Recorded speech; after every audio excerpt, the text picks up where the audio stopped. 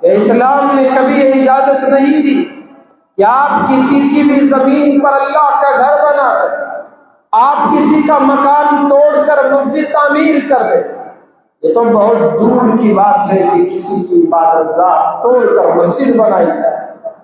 فیصلہ جب سنایا گیا، یہی تو فیصلہ تھا کہ وہاں کوئی مندر نہیں تھا، مندر توڑ کر مسجد نہیں بنائی گئی۔